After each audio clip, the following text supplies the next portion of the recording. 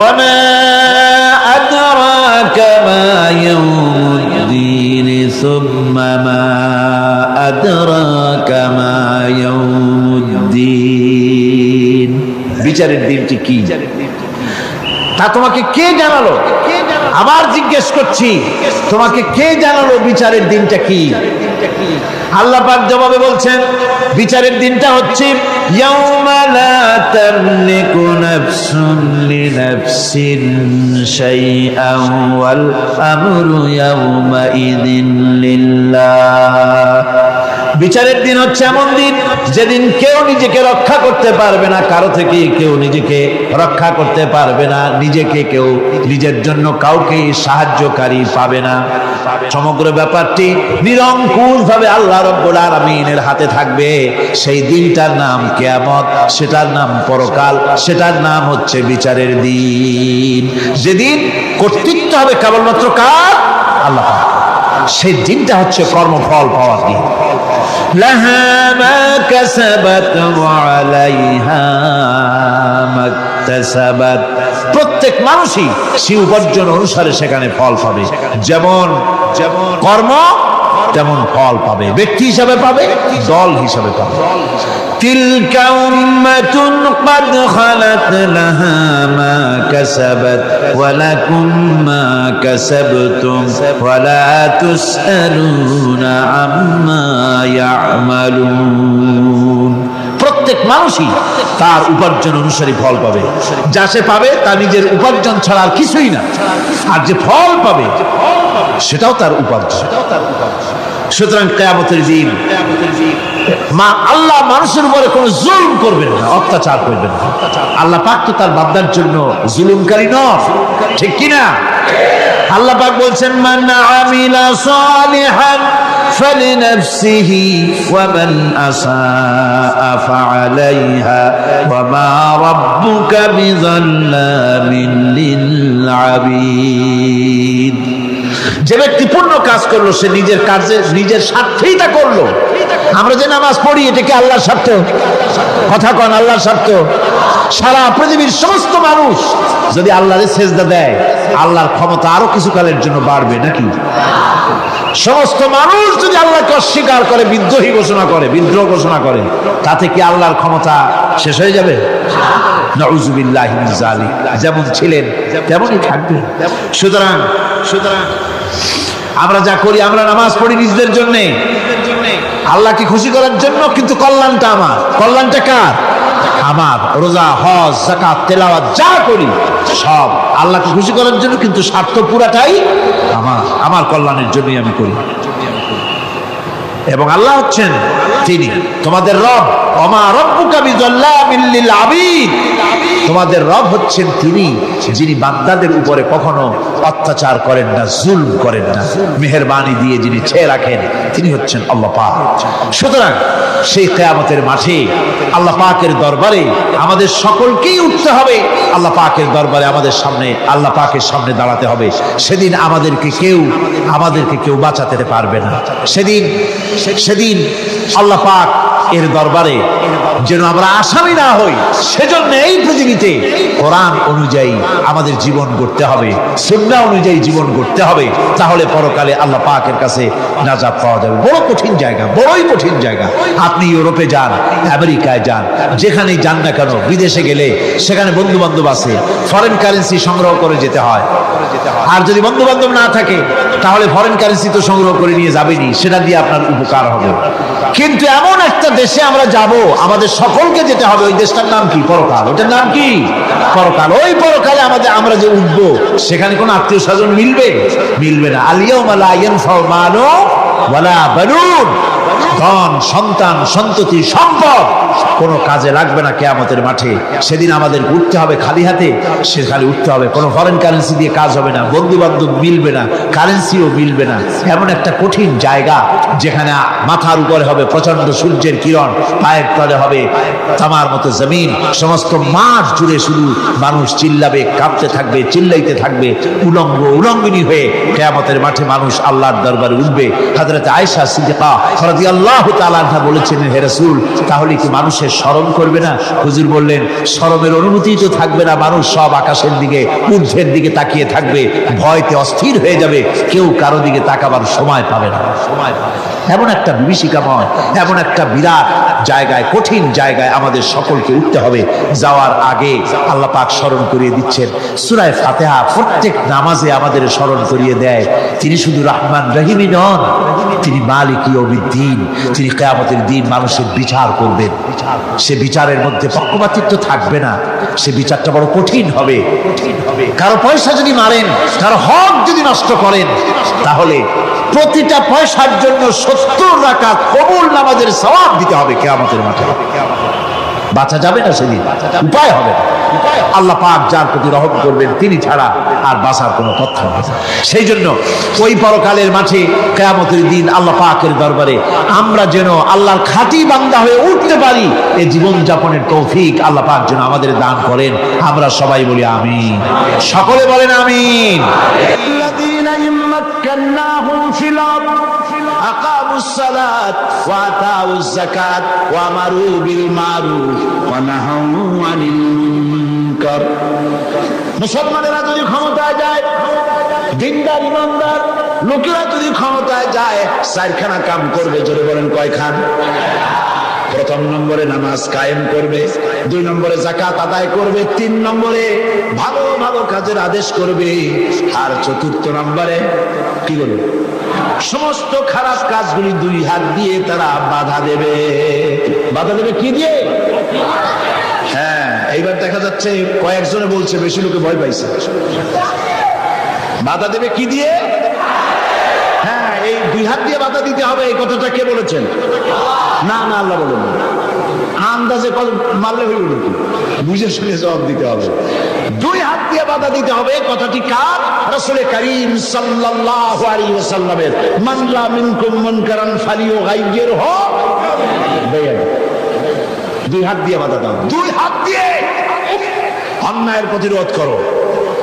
আমরা করি না। এই সরকারের আমলে সিনেমার যত ন্যাংটা ছবি রাস্তায় রাস্তায় টানানো, আমি জিজ্ঞেস করতে চাই, এত নোংরা ছবি বাংলার ইতিহাসে কোনদিন টানানো হয়েছে কিনা? একজন সরকার, একটা সরকার প্রধান নারী, একজন নারী সরকার প্রধান, আর তার সময় নারীরা সবচাইতে বেশি লাঞ্ছিত আর ধর্ষিতা হলো। ভালো কাজের আদেশ দাও, অন্যায় কাজ থেকে ফিরাও। রমজান মোবারক আসতেছে, চট্টলার সিংহ পুরুষেরা হাত মজবুত করো, সিনেমার পোস্টার ছেড়ে আন্দোলন শুরু করে দাও। কোন সিনেমায় নগ্ন ছবি থাকতে পারবে না, কোন রাস্তায় নগ্ন ছবি থাকতে পারবে না।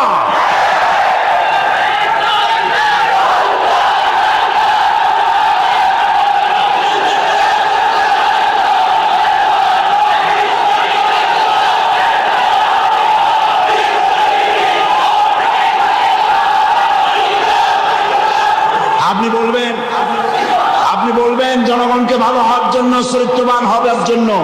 ছেলেরা চরিত্রবান থাকবে কেমনে? রাত 2টোর পরে ডিশ এন্টিনার মাধ্যমে নীল ছবি প্রদর্শিত হয়, ডিশ এন্টিনা দিয়ে। এই ডিশ এন্টিনার এই পারমিশন কে দিল? কি জবাব দিবা কিয়ামতের দিন? এত ধর্ষণ বাড়তেছে খামোখা, ছবি রাস্তায় টানানো, আর রাতের বেলায় নীল ছবি প্রদর্শিত হচ্ছে ডিশ এন্টিনার মাধ্যমে। যুবক যুবতীরা দেখতেছে, চুরি হচ্ছে, ডাকাতি হচ্ছে, খুন হচ্ছে। বাংলাদেশ হাবিয়া দোজখে পরিণত হয়ে গেছে। আমি মুসলমানদের যেই দলের হক, যত মানুষ এখানে এসেছেন, সকলের বিবেকের কাছে দাবি করি, সকলের বিবেকের কাছে আপিল করি। টেলিভিশনে একটা অনুষ্ঠান দেখায় না, জাতির বিবেকের কাছে প্রশ্ন। জাতির বিবেকের কাছে প্রশ্ন করে লাভ নাই, সরকারের বিবেকের কাছে প্রশ্ন করতে চাই। এই ডিশ এন্টিনা বন্ধ করো, সিনেমার নোংরামি বন্ধ করো। নইলে তোমাকে ক্ষমতা থেকে দড়ি বেঁধে টেনে বঙ্গোপসাগরে নিক্ষেপ করা হবে।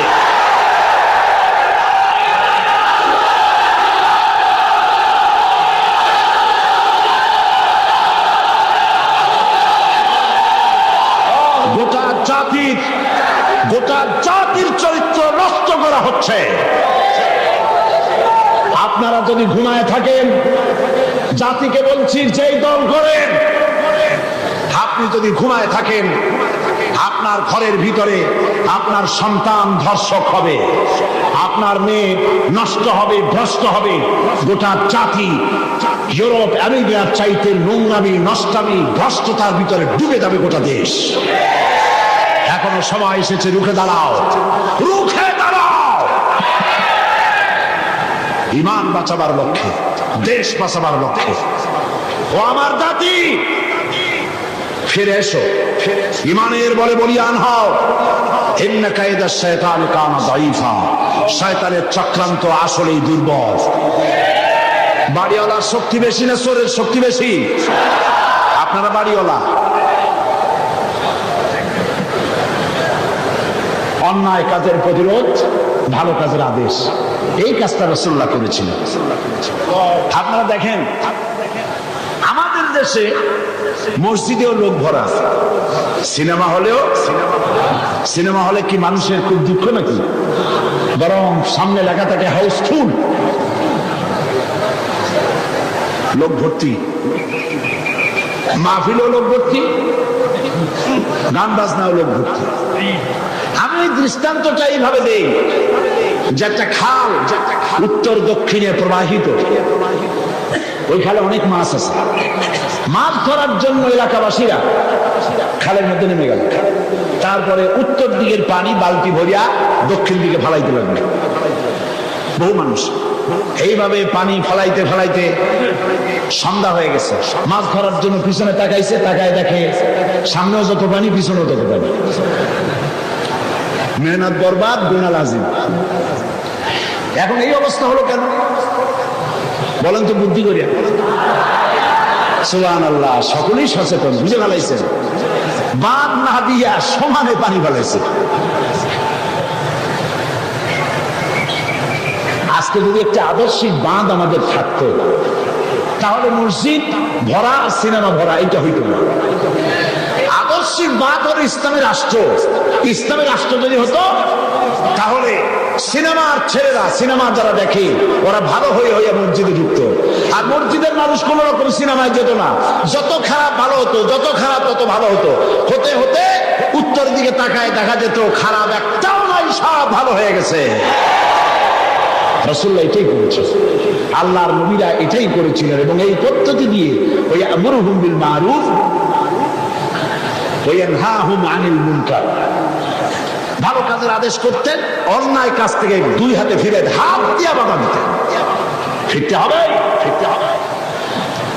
আজকে এই কাজটি করার পর রাসূল করিম সাল্লাল্লাহু আলাইহি ওয়াসাল্লাম তার যুগে 10 বছর এটার উপরে শাসন করলেন। আল্লাহ পাক বলেছেন, এই কাজটা করলেই তোমরা মুক্তি হবে, মুক্তি পাবে, কল্যাণ পাবে। এই কি কাজ? ভালো কাজের আদেশ, অন্যায় কাজের নিষেধ। এই কাজটা করলেই তোমরা কি পাবে? কল্যাণ পাবে। তোমাদের রাষ্ট্র কল্যাণ রাষ্ট্রে পরিণত হয়ে যাবে। ওয়াদা কার? এবার দেখেন,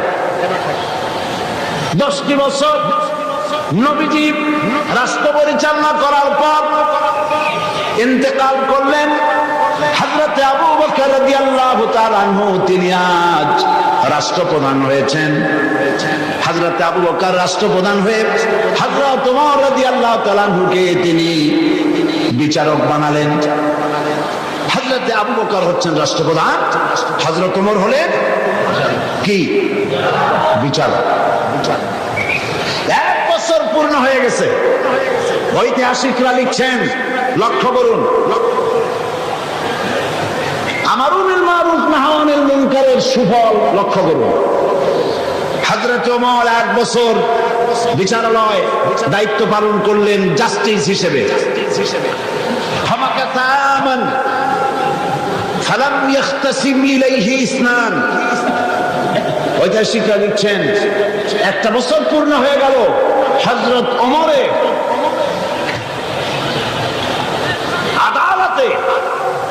দুইজন লোক এমন আসলো না যে একজন আরেকজনের বিরুদ্ধে কোনো মামলা দায়ের করেছে। সুবহানাল্লাহ কইতে ইচ্ছে করে না? এমন একটা লোক এসে একটা মামলা দায়ের করে নাই। পৃথিবীতে কি কোনো দৃষ্টান্ত আছে যে 1 বছরের মধ্যে কোনো মামলা দায়ের হয় না? হযরতে ওমর আবু বকর রাদিয়াল্লাহু তাআলা আনহুর কাছে এসে বলছেন, মা হাজাতা বি ইনদা কওমিল মুমিনিনা ইয়া খলিফাতা রাসূলিল্লাহ সাল্লাল্লাহু আলাইহি ওয়াসাল্লাম। হে রাসূলের খলিফা, এই কওমের জন্য বিচারপতির দরকারটা কি? তিনি জিজ্ঞেস করছেন, লিমাযা, কেন তুমি আমাকে এই প্রশ্ন করছো? তিনি শোনালেন যে আমার কাছে 1 বছর হয়ে গেল, একজন লোক এসে মামলা দায়ের করে নাই। হযরত আবু বকর বলছেন, এর কারণ হিসেবে তুমি কি মনে করো? কি কারণে তোমার কাছে কোনো বিচার আসলো না, একটা মামলাও দায়ের হলো না 1 বছরে? কারণটা কি? এবার শোনেন, কারণ বলছেন। কে বলতেছেন কারণটা? ওমর ফারুক রাদিয়াল্লাহু তাআলা আনহু কারণ বলছেন। কারণ কি? তিনি বলছেন, ও আমিরুল মুমিনিন, তুমি আমাকে এমন কওমের বিচারক বানিয়েছো যে কওমের দ্বীন হচ্ছে দীনুহুমুন নাসিহা, যেই কওমের দ্বীন হচ্ছে কল্যাণ কামনা করা। প্রত্যেক ব্যক্তি আরেকজনের কল্যাণ কামনা করে, কেউ শত্রুতা কামনা করে না। আজকে তাকে আমরা করি। আমি এক দল করি, আর এক দল সহ্য করি না। একজনে মিটিং করে, ওই জায়গায় আর একজন মিটিং করে। একজন রাজনীতি করে, তার রাজনীতি সহ্য হয় না বলে 5 ট্রাক ময়লা ফেলায় দিয়ে আসে। সে যুগে তারা কল্যাণ কামনা করে, আর আজকের যুগে কি করে? কল্লা কামনা করে। অমুকের কল্লা খুলে নেব আমরা। এখন কল্লা কামনা করা হয়, আর তখন কল্যাণ কামনা করা হতো। দীনুহুমুন নাসিহা ওয়া মানহাজুহুমুল কুরআন। এই জাতির মানহাজ, তাদের উদ্দেশ্য, তাদের লক্ষ্য, তাদের কনস্টিটিউশন, তাদের সংবিধান হচ্ছে কি? আল কোরআন। ওয়া আমালুহুম আল আমরু বিল মারুফ ওয়া নাহি আনিল মুনকার। আর এই কওমের কাজ হচ্ছে আমল, তাদের কাজ হচ্ছে ভালো কাজের আদেশ করে বেড়ানো, আর যার সামনে অন্যায় হয় 2 হাতে বাধা দিয়ে অন্যায় ফিরায় দেয়। সুবহানাল্লাহ। ওয়া আমালুহুম আল আমরু বিল মারুফ ওয়া নাহি আনিল মুনকার। এখানেই শেষ নয়। ওয়া আমিরুল মুমিনিন, আপনি আমাকে এমন এক কওমের বিচারক বানিয়েছেন যেই কওমের জনগণের অবস্থা কি জানেন? ওয়াইদা আহাদুহুম মারিদু আদুহু। এদের মধ্যে একজন যদি অসুস্থ হয়, অনেক মানুষ হাদিয়া, ফল, ফ্রুটস ইত্যাদি হাদিয়া নিয়ে তার কাছে গিয়ে হাজির হয়। ভাই কেমন আছেন? আল্লাহ আপনার ভালো করুক। হাতে মুখে হাত বুলায় দেয়, মাথায় হাত বুলায় দেয়। এই শুশ্রূষায় পারো না, অসুস্থ ভালো হয়ে যায়।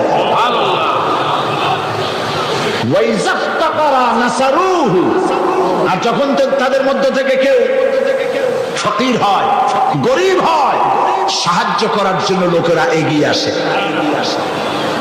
50 টাকার দরকার, 2000 টাকা চলে আসছে। বাড়িতে চাল দিতে পারে না, বিল্ডিং এর ছাদ দেওয়ার মতো পয়সা চলে আসছে। আর যখন কারো কিছু প্রয়োজন হয়, সেই প্রয়োজন মিটাবার জন্য চতুর্দিক থেকে লোকেরা এসে হাজির হয়ে যায়।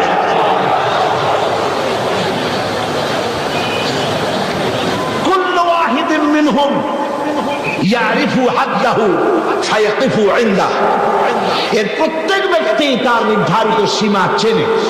যেখানে আল্লাহ রাব্বুল আলামিন যে জিনিসকে হারাম করেছেন, ওই হারামের বর্ডারে গিয়ে দাঁড়ায় যায়, হারামকে ক্রস করে না। ফায়াকিফু ইনদাহু, সেখানে দাঁড়িয়ে যায়। ফাফিমা হুম ইয়াখতাসিমুনা ইলাইয়া ইয়া খলিফাতা রাসূলিল্লাহ সাল্লাল্লাহু আলাইহি ওয়াসাল্লাম। সুতরাং এই জাতির জন্য বিচারকের দরকারটা কি? খামোখা সারাদিন আমি বসে থাকি, বিচারকের কোনো দরকার নাই। আহারে সুবহানাল্লাহ বলতে পারলেন না? রাসূলুল্লাহ এই সমাজ তৈরি করেছিলেন।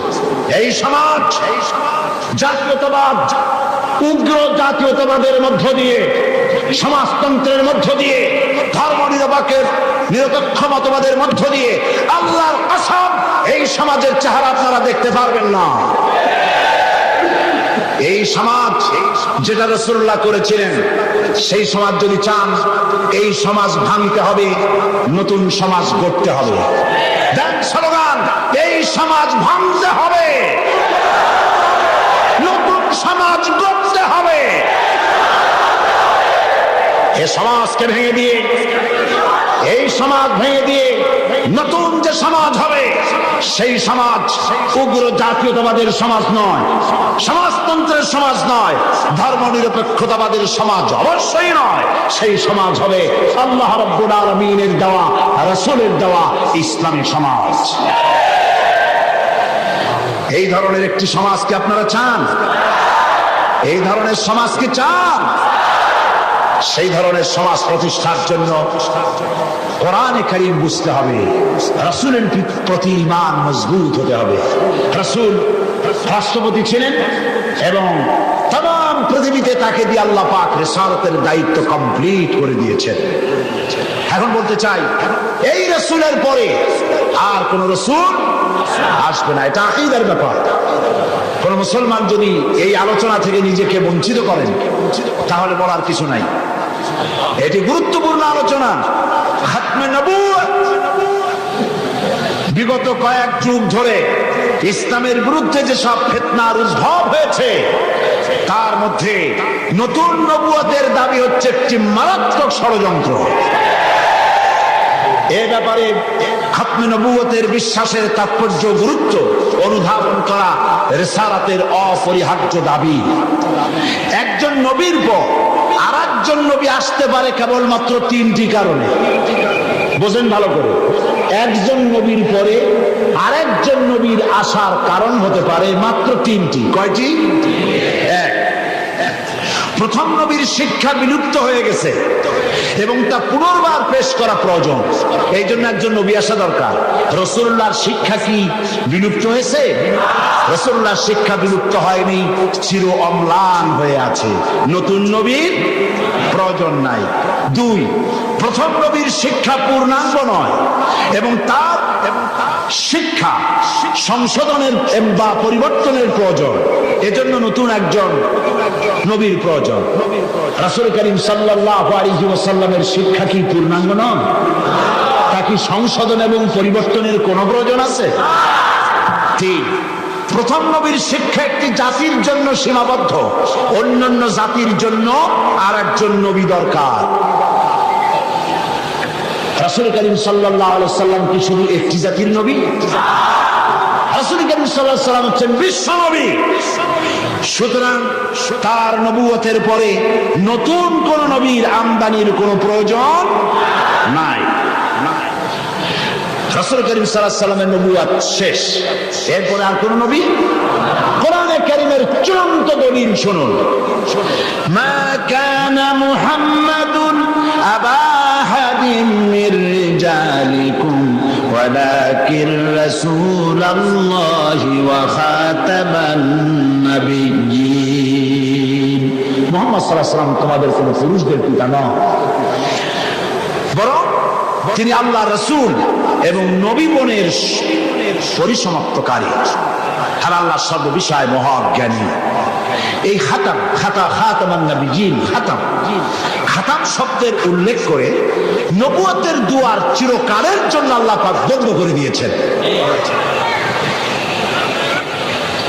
সেই প্রথম শতাব্দী থেকে আজ পর্যন্ত, হিজরি প্রথম শতাব্দী থেকে নিয়ে পর্যন্ত পৃথিবীর সমস্ত উলামায়ে কেরাম একমত, পৃথিবীতে আর কোন নবী আসবেন না, আসার কোন দরকার নেই। অথচ এই খাতামের অর্থ নতুন নবী, ভণ্ড নবী, মিথ্যা দাবিদার নবী, পৃথিবীর নিকৃষ্ট শয়তান গোলাম মোহাম্মদ কাদিয়ানী, আল্লাহর জাহান্নামের আগুন তার কবরে অনন্তকাল জ্বলতে থাকুক।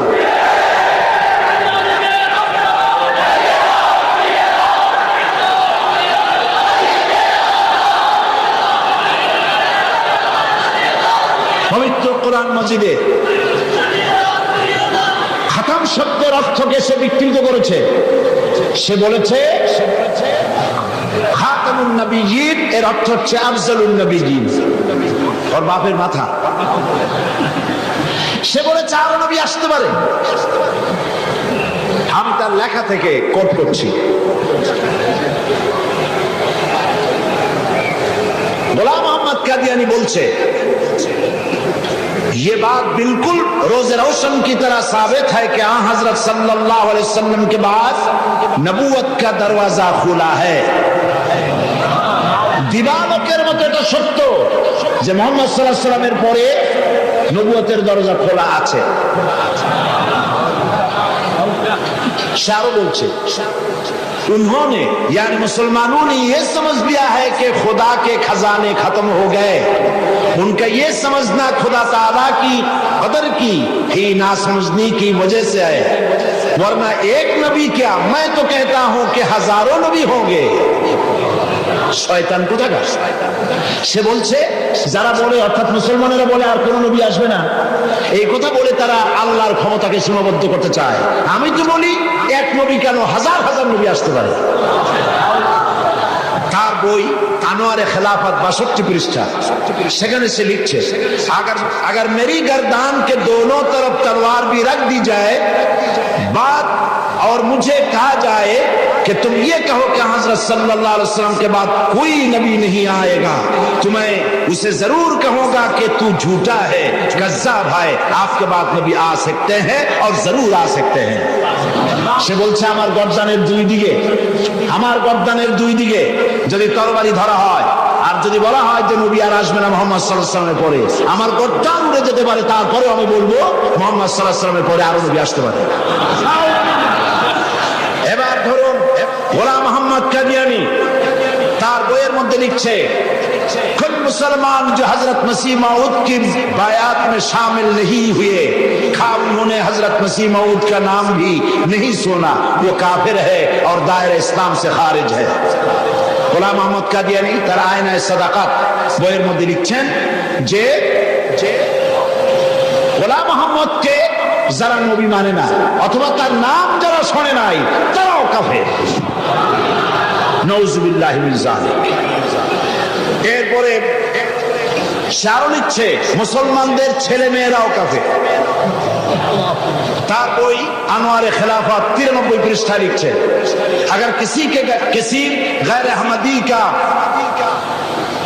छोटा बच्चा मर जाए तो उसका जनाजा क्यों नहीं पढ़ा जाए, वो तो मसीह मऊद का मुनकर नहीं। मैं ये सवाल करने वाले से पूछता हूं कि अगर ये बात दुरुस्त है तो फिर हिंदुओं और ईसाइयों के बच्चों का जनाजा क्यों नहीं पढ़ा जाता है। দেখছেন কত বড় উল্লু। সে বলছে যে মুসলমানদের বাচ্চাদের জানাজা পড়া যাবে না কেন, প্রশ্ন করা হয়েছে তাকে। সে বলছে যে মুসলমানদের জানাজা কেন পড়বো, মুসলমানদের বাচ্চাদের জানাজা কেন পড়বো, হিন্দু এবং খ্রিস্টানদের বাচ্চাদের তো আমরা জানাজা পড়ি না, সুতরাং মুসলমানদের বাচ্চারাও যখন ঈসাই আমাদেরকে যখন মানে না, গোলাম মোহাম্মদকে নবী মানে না, সুতরাং সেও কাফের, তার জানাজা পড়া যাবে না। এইভাবে তার বইপত্রের মধ্যে অনেক কথা সে লিখেছে। এমনকি কোথাও লিখেছে যে আমি স্বপ্নে দেখেছি আল্লাহ আমার সামনে এক যুবকের রূপ ধারণ করে এসেছেন, আর আমি এক যুবতী নারী হিসেবে তার সামনে দাঁড়ালাম, তিনি রাতে আমাকে ব্যবহার করলেন এবং তার দ্বারা আমি গর্ভবতী হয়ে আমি ঈসা মসিহে রূপান্তরিত হলাম। নাউযুবিল্লাহ। এই শয়তানের কবরে দোজখের আগুন জ্বলুক। ওকে যারা নবী বলে মানে তারা কাফের।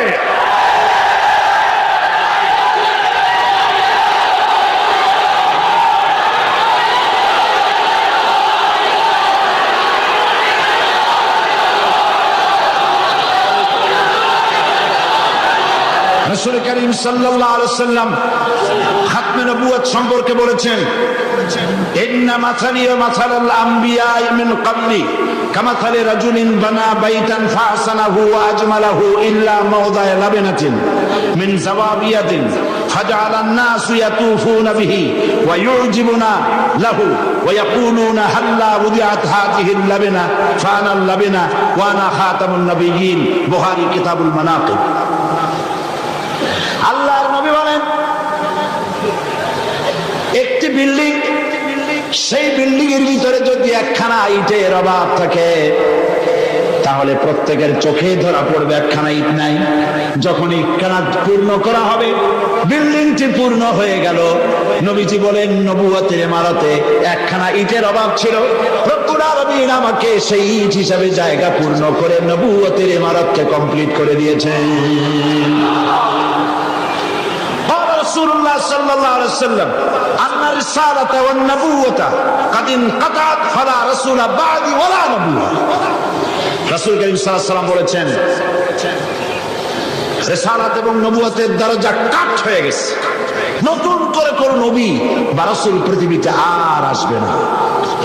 قال النبي صلى الله عليه وسلم لو كان بعدي نبي لكان عمر بن الخطاب رضي الله تعالى عنه। আমার পরে যদি কেউ নবী হতো অবশ্যই ওমরকে আল্লাহ পাক নবী বানায় দিতেন। قال رسول الله صلى الله عليه وسلم لا نبي بعدي ولا أمة بعد أمتي। আমার পরে আর কোন নবী নাই, আমার উম্মতের পরে আর কোন উম্মত নাই। রাসূল কারীম সাল্লাল্লাহু আলাইহি ওয়াসাল্লাম বলেছেন আন সাওবান রাদিয়াল্লাহু তাআলা আনহু আন্নাহু قال قال رسول الله صلى الله عليه وسلم وانه سيكون في امتي 30 كذابون كلهم يزعم انه نبي وانا خاتم النبيين لا نبي بعدي رواه ابو داود كتاب الفتن। আবু দাউদ শরীফে এসেছে রাসূল কারীম সাল্লাল্লাহু আলাইহি ওয়াসাল্লাম বলেছেন আমার পরে 30 জন মিথ্যাবাদী নবুয়তের দাবি করবে, মিথ্যাবাদী কাযযাব দাজ্জাল। অথচ আমার পরে আমি শেষ নবী, আমার পরে আর কোন নবী আসবে না। রাসূলুল্লাহ সাল্লাল্লাহু আলাইহি ওয়াসাল্লামের জীবনের শেষ ভাগে মুসাইলামা কাযযাব মিথ্যা নবুয়তের দাবি করলো। রাসূলের পরে যদি আর কোন নবী আসার গুঞ্জাইশ থাকতো, তাহলে আপনারা বলেন হুজুরের ইন্তেকালের পর সর্বপ্রথম যে যুদ্ধ হলো সেটা তো এই যুদ্ধই ছিল। মুসাইলামা কাযযাবকে গ্রেফতার করার জন্য, তার বিরুদ্ধে যুদ্ধ করার জন্য সমস্ত সাহাবায়ে কেরাম এক হয়ে গিয়েছিলেন। রাসূলের পরে আর কেউ নবী হবে এটা যদি বৈধ হতো, তাহলে সাহাবায়ে কেরাম এই যুদ্ধে যেতেন না, ঠিক কিনা? তার বিরুদ্ধে যুদ্ধ করেছেন। সেই বেটা নবুয়তের দাবি করছে, লোকেরা কয় আপনি তো খালি নবী নবী করেন, তা আপনার ওহী কই? কয় যে দেখো কেবল না নবী হইলাম, একটু অপেক্ষা তো করবা।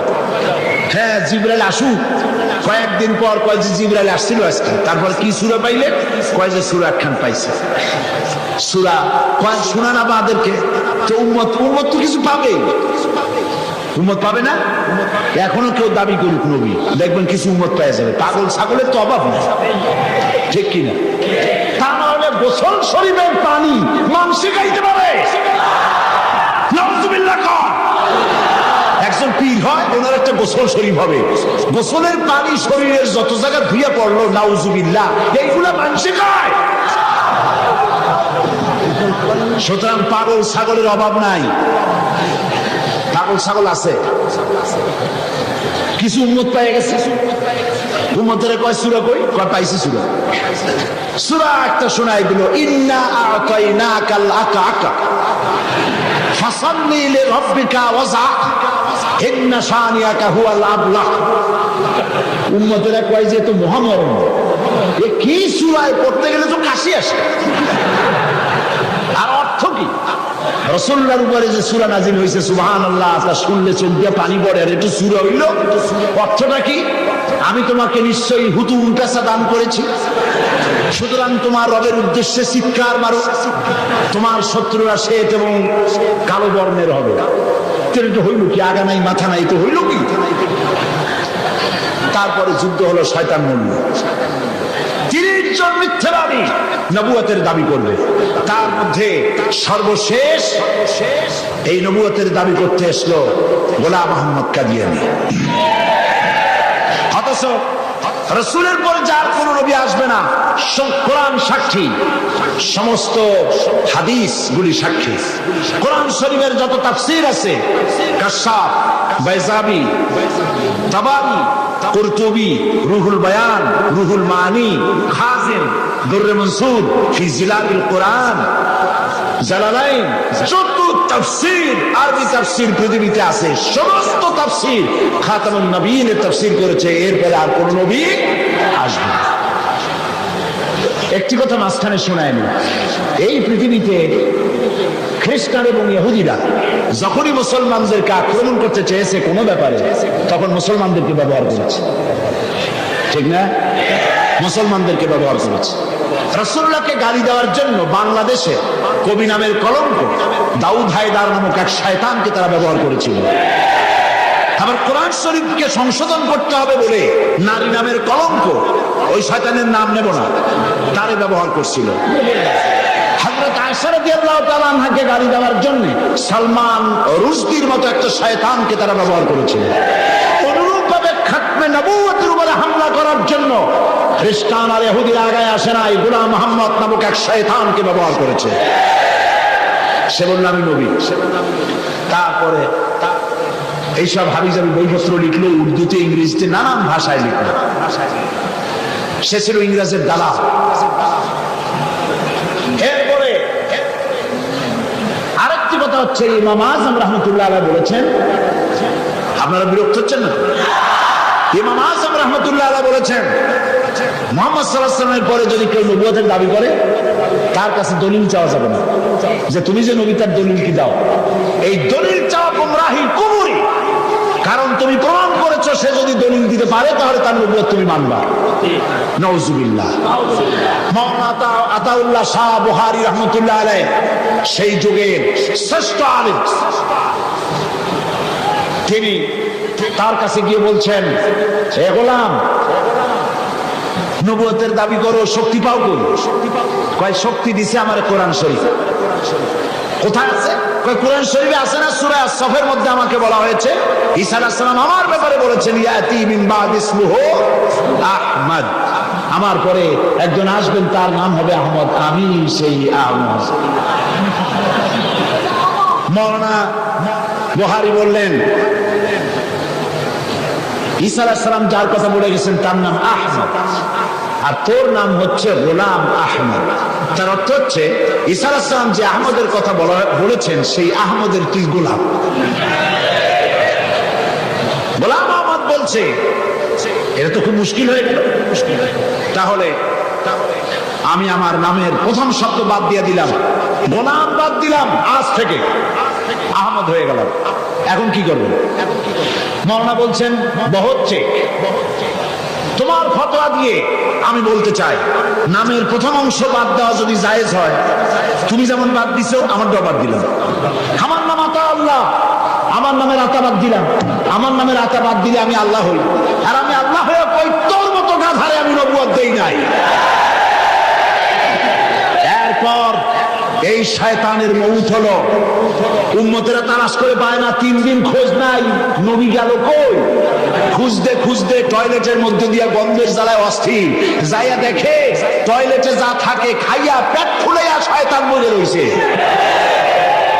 নাউজুবিল্লাহ। এই গোলাম মুহাম্মদ কাদিয়ানী কাফের। আমি বুঝতে পারি না মানুষের কেন হুঁশ হয় না। দুনিয়ার কোন আলেম, কাদিয়ানী সম্প্রদায়ের মধ্যে কোন আলেম নাই, কোন আলেম নাই, একজন আলেমও নাই। এদেরকে খ্রিস্টানেরা বসে আর বসে আমার দেশের সরকার। তা না হলে বলে, আমি সরকারকে বলতে চাই, তোমরা যদি মুহাম্মদ সাল্লাল্লাহু আলাইহি ওয়াসাল্লামকে শেষ নবী মানো, তাহলে গোলাম মুহাম্মদকে নন মুসলিম মাইনরিটি কাফের বলতে বাধা কোথায়? তার অর্থই হচ্ছে তোমরা সহনশীল, গোলাম মুহাম্মদ কাদিয়ানী আর কাদিয়ানীদের কাছ থেকে অর্থ পেয়ে, বিত্ত পেয়ে তাদের প্রতি সহনশীল হয়েছ।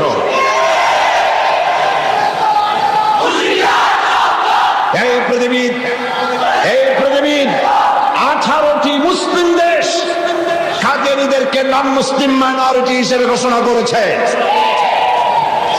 বাংলাদেশকেও করতে হবে। সেই সৌভাগ্য এই পোড়া কবেলা সরকারের আছে কিনা আমি জানি না। বাংলাদেশের সমস্ত আলেম, সমস্ত পীর সব একমত, হিন্দুরা যেভাবে দেশে বাস করে স্বাধীন নাগরিক হিসেবে, বৌদ্ধ খ্রিস্টানরা যেভাবে বাস করে এবং নাগরিক সুবিধা গ্রহণ করে, কাদিয়ানীরাও সেভাবে নাগরিক সুবিধা ভোগ করবে। তবে নন মুসলিম মাইনরিটি হিসেবে ভোগ করতে হবে, মুসলমান নামে ভোগ করতে পারবে না। এবং কোন কাদিয়ানী কাদিয়ানির মসজিদ থাকবে না। কাদিয়ানিদের মসজিদ মসজিদ নয়, উপাসনালয়। তাদের মসজিদের ইমাম হয় না, পুরোহিত হয়। তাদের উপাসনালয়ের ভিতরে পাওয়া গেল বোমা, ডিনামাইট।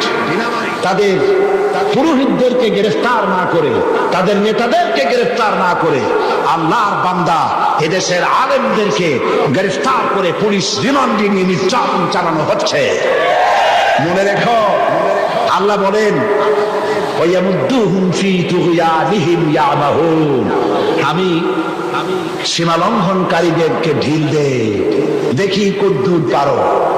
তারপরে যখন প্রান্ত সীমায় চলে যায়, ইন্না বাতশা রাব্বিকা লাশাদীদ, তোমার প্রভু যখন ধরে, তোমার প্রভুর পাকড়াও সিরিয়াস হয়ে যায়। হাতের কাছে শত টেলিফোন থাকলেও টেলিফোনের গায়ে হাত যাওয়ার আগে ব্রাশ ফায়ার হয়ে কলিজা উড়ে চলে যাবে। আল্লাহকে ভয় করো। কারে ভয় করো? চিল্লাও, কারে ভয় করো? আল্লাহ পাককে ভয় করো। কাদিয়ানীরা কাফের, তাদের কুফরি থেকে, তাদের অনিষ্টতা থেকে দেশকে বাঁচাও।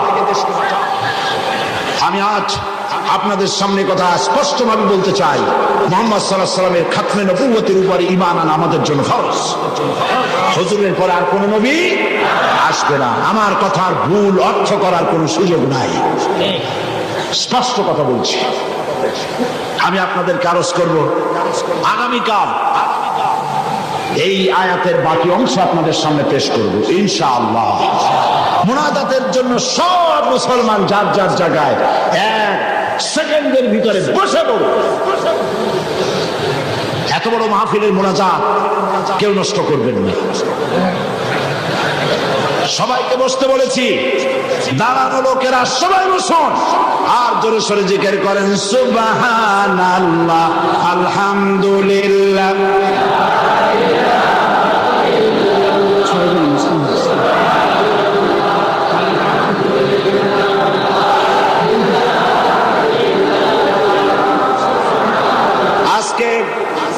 আজকে 6 জন মুসলিম ইসলাম কবুল করার জন্য এসেছেন।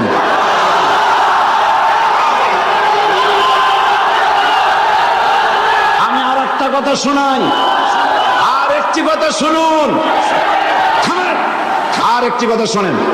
মুনাজাতের কথা শুনে প্রত্যেক দিন যারা হাঁটেন, আমি তাদেরকে অনুরোধ করবো, আল্লাহর রাস্তায় আগামীকাল মাহফিলের ভেতরে ঢুকবেন না।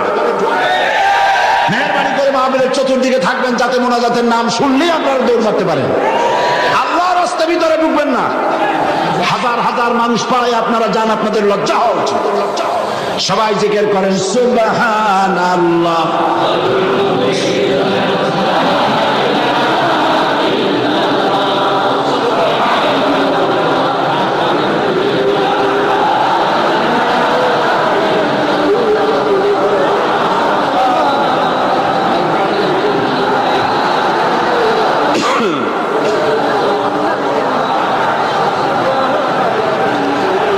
যারা ইসলাম কবুল করবেন তারা হচ্ছেন সুনীল কান্তি দাস, পিতা Arjit Kanti Das, B block road, Chandgaon, Panchlaish. বর্তমান নাম পছন্দ করেছে মোহাম্মদ ইব্রাহিম। শ্রী মানিক চন্দ্র দাস, শ্রী মানিক চন্দ্র দাস, পিতা শ্রী কমল কান্তি দাস, পাঁচলাইশ। বর্তমান নাম মোহাম্মদ সাইফুল ইসলাম আজাদ। প্রবাস কৈবর্ত, পিতা Makhan Kaibarta, Amin jute mills, main gate, Panchlaish. বর্তমান নাম মোহাম্মদ রাসেল। বিশ্বজিৎ সূত্রধর, পিতা মাখনলাল সূত্রধর, বর্তমান নাম বাড়ি সন্দীপ। বর্তমান নাম পছন্দ করেছে মোহাম্মদ মনিরুল ইসলাম। শ্রী দুলাল বাবু শীল, পিতা শ্রী জিতেন বাবু শীল, সিগন্যাল কোম্পানি, পাঁচলাইশ। বর্তমান নাম মোহাম্মদ আবু বকর সিদ্দিক। শ্রী সুবল চন্দ্র সাহা, পিতা আশুতোষ সাহা, খাগড়াছড়ি, ডাকঘর কুইসা, কি গুইমরা। বর্তমান নাম পছন্দ করেছে মোহাম্মদ ওসমান গনি। আসুন,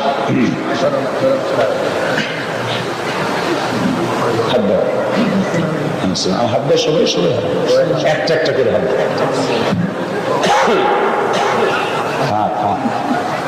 কাছে আসুন।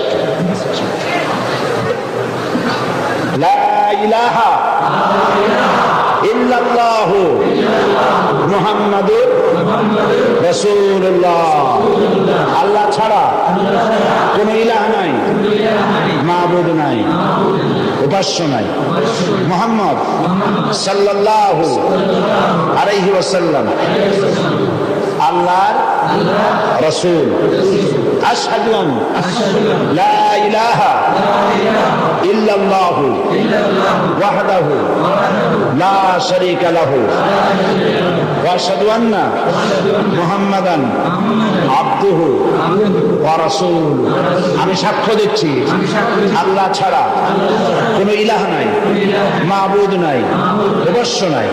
তিনি এক, তিনি একক, তার কোনো অংশীদার নাই। আমি আরো সাক্ষ্য দিচ্ছি মুহাম্মদ সাল্লাল্লাহু আলাইহি ওয়াসাল্লাম আল্লাহর বান্দা এবং তার প্রেরিত রাসূল। এদিকে ফিরে সকলকে বলো আসসালামু আলাইকুম। আল্লাহর এই বান্দাগুলি দাঁড়ায় থাকে, আল্লাহর এই বান্দাগুলি 6 জন বান্দা মুশরিক ছিলেন। এখন আমাদের তাওহীদ পন্থী কি? তারা আমাদের কি? তারা আমাদের ভাই। এখন তারা মাসুম, তারা বেগুনাহ। এই লক্ষ লক্ষ মুসলমানদের পক্ষ থেকে আমি তাদেরকে আলিঙ্গন করে ইসলামে স্বাগত জানাচ্ছি।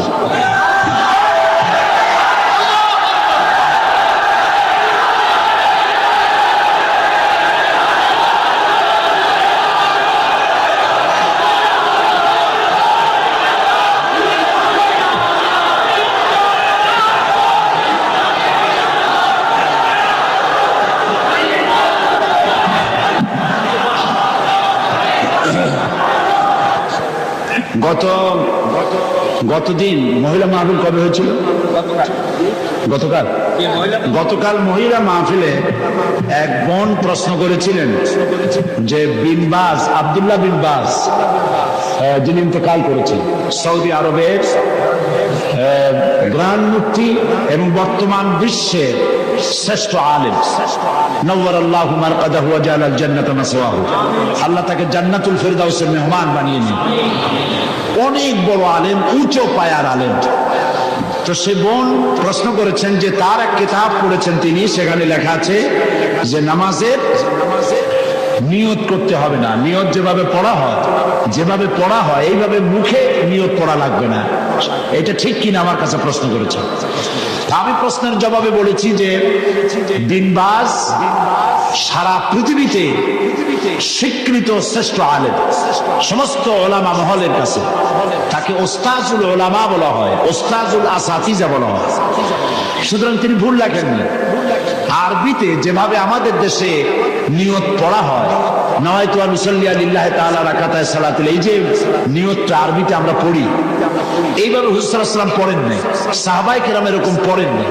সুতরাং মনে মনে নিয়ত করা, নামাজের জন্য নিয়ত করা, সেটা যে ভাষাই হোক এটা চলতে পারে, মুখে ওইভাবে উচ্চারণ করা প্রয়োজন নেই।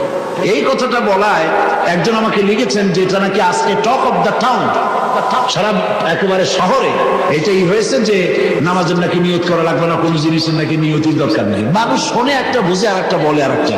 নিয়ত তো করতে হবে, কিন্তু মুখে ওইভাবে নিয়ত, মুখে উচ্চারণ করা এভাবে হাদিস শরীফে কোথাও নাই, রাসূলুল্লাহ সাল্লাল্লাহু আলাইহি ওয়াসাল্লাম করেন নাই, সাহাবায়ে কেরাম করেন নাই। সুতরাং এগুলো নিয়ে উল্টাপাল্টা মন্তব্য পেশ করার কোনো জরুরত নেই। হ্যাঁ, নিয়ত তো করবো, নিয়ত তো করতে হবে, সেটা তো বললাম। নিয়ত করতে হবে, কিন্তু মুখে ওইভাবে উচ্চারণ করার জরুরত নেই। একজন বলেছে আপনি টাকা দিয়ে প্রতি বছর মুসলমান বানান, দেখছেন অবস্থা? এইসব প্রশ্ন আমার কাছে দেন কি কেন? এদের জিজ্ঞেস করেন এই 6 জনের কাছে যে আমি কয় টাকা দিছি, আমি জিন্দিগিতে এদের দেখছি কিনা, এরা আমারে দেখছে কিনা। আল্লাহ হেদায়েত করুন। জি, তো আমি নিয়তের ব্যাপারটা পরিষ্কার করে দিতে চাই, প্রত্যেক কাজের নিয়ত করতে হবে। ইন্নামাল আমালু বিন্নিয়াত, নিয়তটাই হচ্ছে প্রধান। তবে মুখে উচ্চারণ করার যে রীতি চালু হয়েছে এভাবে হাদিস শরীফে নাই। নিয়তটা করতে হবে, তবে এভাবে নয় যেভাবে আমরা করা বাধ্যতামূলক মনে করি। কথাটা পরিষ্কার হয়েছে কিনা? আলহামদুলিল্লাহ। এখন আরেকটি কথা আপনাদের সামনে বলতে চাই যে তাফসীরুল কোরআন মাহফিল এই বিশাল জনসমুদ্র প্রতি বছর এখানে হয়। এই বছর রাজনৈতিক কারণে নানান অসুবিধা হয়েছে, যার কারণে মাওলানা শামসুদ্দিন সাহেব এবং তার সাথীরা আপনাদের খেদমতে আপনাদের দুয়ারে দুয়ারে যেতে পারেন নাই, যেমন অন্য বছর যেয়ে থাকেন। হরতাল হয়েছে, বিক্ষোভ হয়েছে, মিছিল হয়েছে, নানান রকমের ক্রাইসিস হয়েছে, যার জন্য যেতে পারেনি। ফলে 21 লক্ষ টাকা যেখানে বাজেট, এই বাজেট তারা পুরো করতে পারেননি। অথচ এখানে যত লোক বসে আছেন সকলে প্রাণ খুলে প্রাণ উজাড় করে সাহায্য করলে উনি নিশ্চয়ই ঋণগ্রস্ত থাকবেন না। আপনারা করবেন না তা? তাফসীরুল কোরআন মাহফিলকে ঋণমুক্ত করতে প্রস্তুত আছেন কিনা? আল্লাহ পাক, আমি জানি আপনারা এটা করবেন, আর আল্লাহ পাক সমাজ কল্যাণকে মাকরুজ রাখবেন না ইনশাআল্লাহ। আমরা বলি ইনশাআল্লাহ। আরেকটি কথা, সেটি হচ্ছে বাংলাদেশে এত বড় বই মেলা, ইসলামের পক্ষে এত বড় বই মেলা বাংলাদেশের কোথাও হয় না। আলহামদুলিল্লাহ বলবেন না? আলহামদুলিল্লাহ বলবেন না? এবং এই বইমেলা নিছক সলিড ইসলামের পক্ষে, এখানে কোন নাস্তিক মুরতাদ ইসলাম বিরোধী কোন লেখকের কোন লেখা একটা পাতাও এখানে আসে না। এটা সলিড ইসলামের বইমেলা। আলহামদুলিল্লাহ। আর বই কেনা একটা অভ্যাসে পরিণত করুন। বিবাহ শাদীতে থালাবাটি ঘটি গ্লাস উপহার না দিয়া বই উপহার দিন। একটা বই একজনকে দেওয়ার অর্থ হলো ইসলামের একটা কর্মী তার সাথে দিয়ে দেওয়া, তার জীবনের পরিবর্তন এসে যাবে। বিবাহে তাফসীর হাদিয়া দেওয়ার অভ্যাস করুন। ইসলামের বইপত্র, ইসলামের সাহিত্য সুন্দর করে র্যাপিং কাগজে পেঁচাইয়া ফুল টুল দিয়া কায়দা করে এইটা দেওয়ার ব্যবস্থা করেন। থালাবাটি ঘটি গিলাস স্যুপ কাপ ইত্যাদিও মানুষ কিনতেই পারবে, ওগুলো নিয়ে অসুবিধা হবে না। বই দিবেন, উপহার কি দিবেন? স্ত্রীকে দিবেন, মেয়েকে দিবেন, বোনকে দিবেন, সকলকে দিবেন। আমি চাই যত লোক এসেছেন প্রত্যেকের হাতে একটা করে বই দেখতে চাই। রাজি আছেন? তা 5 টাকা দামের বই হোক অথবা 200 টাকা দামের বই হোক, প্রত্যেকের হাতে বই নিতে হবে। বই হবে ইসলামী আন্দোলনের পথিকৃৎ। জোরে বলেন আমিন। তাফসীরুল কোরআন ফি জিলালিল কোরআন, সৈয়দ কুতুব শহীদ রহমতুল্লাহ আলাইহির 22 খণ্ডে এটা বাংলা পূর্ণ হয়ে গেছে। বলেন আলহামদুলিল্লাহ। এই তাফসীর এখানে এসেছে 5000 টাকার হাদিয়া, 22 খণ্ড। কিন্তু তাফসীরুল কোরআন মাহফিল উপলক্ষে মাত্র 3000 টাকা। আপনারা গ্রহণ করুন, মানুষকে হাদিয়া দেন, নিজেরা কোরআন শরীফ জেনে পড়ে তার দ্বারা জীবনকে ধন্য করুন। এবং রিসালাতের উপরে যে আলোচনা আমি করতেছি এই 2 দিন ধরে, এর উপরে আমার অত্যন্ত স্নেহের জনাব অধ্যাপক মুফিজুর রহমান সাহেবের লেখা কোরআনের আয়নায় বিম্বিত রাসূলুল্লাহ সাল্লাল্লাহু আলাইহি ওয়াসাল্লাম, ইসলামী ছাত্র শিবিরের এটা পাঠ্যপুস্তক হিসেবে তারা গ্রহণ করেছে। এই বইটি অত্যন্ত গুরুত্বপূর্ণ, কোরআন হাদিস দিয়ে ভরা। আপনারা মেহেরবানি করে সে বই গ্রহণ করার জন্য চেষ্টা করবেন। আল্লাহ তৌফিক দিন। না বলে বুঝবেন, না বললে বুঝবেন না যে কি বই নেবেন। সেই জন্য বলছি, কোরআনের বই, হাদিসের বই, অসংখ্য বই আছে। হাত ভর্তি করে, পকেট ভর্তি করে আপনারা বই নিয়ে যান। আল্লাহ পাক আপনাদেরকে তৌফিক দান করুন। এবং আমি কেন জামাত ইসলামী করি, দাড়ি আর টুপি সম্পর্কে যে সমস্ত প্রতিবাদ আমাদের বন্ধুরা আমাদের বিরুদ্ধে বলে, দাড়ি এবং টুপি সম্পর্কে আমাদের আকীদা কি, মাওলানা মওদুদী রহমতুল্লাহ আলাইহি তিনি কি কাজ করেছিলেন, এর উপরে বিস্তারিত লেখা ইসলামের রাজনৈতিক বিধান আমার বইটির ভিতরে আছে। সংগ্রহ করুন। দ্বিধা দ্বন্দ্ব সন্দেহ নিজেরও দূর হবে, অন্যদেরও দূর করতে পারবেন। আল্লাহ তৌফিক দান করুন। আল্লাহুম্মা আমিন। রব্বানা যালামনা أنفسنا وإن لم تغفر لنا وترحمنا لنكونن من الخاسرين হে আল্লাহ তাআলা লক্ষ লক্ষ মুসলমান নর নারী তোমার দরবারে হাত তুলেছি মেহেরবানি করে আমাদেরকে গোমরাহি থেকে বাঁচায়া দাও আমাদেরকে শিরক এবং বিদআত থেকে মুক্ত করে দাও হে আল্লাহ তুমি দয়া করে আমাদেরকে সিরাতুল মুস্তাকিমে চলার তৌফিক দিয়ে দাও ইয়্যাকা না'বুদু ওয়া ইয়্যাকা নাস্তাঈন পড়েন সবাই ইয়্যাকা না'বুদু ওয়া ইয়্যাকা নাস্তাঈন ইহদিনাস সিরাতাল মুস্তাকিম সিরাতাল লাযীনা আন'আমতা আলাইহিম গায়রিল মাগদুবি আলাইহিম ওয়ালাদ-দাল্লিন اللهم لا مانع لما أعطيت ولا معطي لما منعت ولا ينفع ذا الجد منك الجد ستر العرش مسبول علينا وعين الله ناظرة إلينا بحول الله لا يقدر علينا اللهم إنا نجعلك في نحورهم ونعوذ بك من شرورهم الله تعالى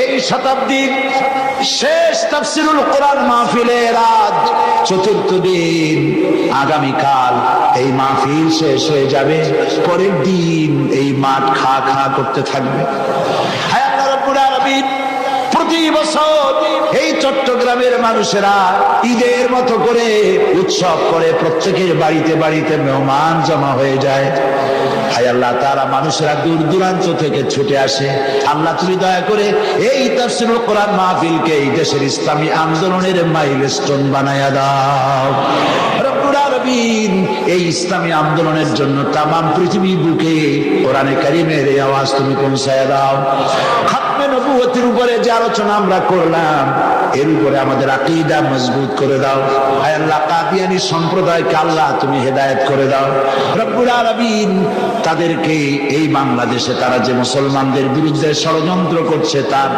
মোকাবেলায় আল্লাহ তুমি দয়া করে মুসলমানদেরকে সাহায্য করো রব্বুল আলামিন আগামীকাল আখেরি মোনাজাতে তোমার বান্দা বান্দীদেরকে চতুর্দিক থেকে মিছিল সহকারে তোমার নামের স্লোগান দিতে দিতে মানুষের উত্তাল ঢেউ এই জায়গায় তুমি সব পৌঁছাইয়া দিও এই মাঠ তোমার বান্দাদের পদবারে শেষ দিনে সংকীর্ণ হয়ে যায় আল্লাহ তুমি আপন কুদরতে এই মাঠকে বড় করে মানুষের ব্যবস্থা করে দিও রব্বুল আলামিন তোমার কুদরতি নিজাম দিয়ে এই মাহফিল পরিচালনা করে দিও হায় আল্লাহ পাক এই মাহফিলে জাতি ধর্ম দল মত নির্বিশেষে লোকেরা তোমার কোরআন শুনতে আসেন আল্লাহ পাক তোমার কাছে বিনীতভাবে ফরিয়াদ করি যেই দলের লোক হোক না কেন কোরআনের হেদায়েত সকলের নসিবে তুমি দিয়ে দিও রব্বুল আলামিন তুমি দয়া করে আগামীকাল যে আলোচনা করলে মানুষের জন্য হেদায়েত নসিব হবে সেই আলোচনা আল্লাহ তুমি আলোচকদের মুখে এনে দিও হে আল্লাহ রব্বুল আলামিন এই মাহফিলে দয়া করে মেহেরবানি করে যত লোকে টাকা দিয়েছে আর দেবে আল্লাহ তুমি সকলকে মেহেরবানি করে এই সমাজ কল্যাণকে সাহায্য করার তৌফিক দান করে দিও ইসলামী বই পুস্তক যারা নিয়ে এসেছেন কষ্ট করে আল্লাহ তাদের কামাইতে বরকত দান করে দিও ইসলামের এই জিহাদে অংশ নিয়েছেন লিখনি দিয়ে কলম দিয়ে যারা আল্লাহ তুমি তাদের প্রতি রহম করো সমস্ত মুসলিম জনগণকে কোরআন হাদিস আর ইসলামী সাহিত্য কিনে পড়ে সেই অনুযায়ী আমল করার তৌফিক দিয়ে দিও ربنا تقبل منا إنك أنت السميع العليم وتب علينا إنك أنت التواب الرحيم سبحان ربك رب العزة عما يصفون وسلام على المرسلين الحمد لله رب العالمين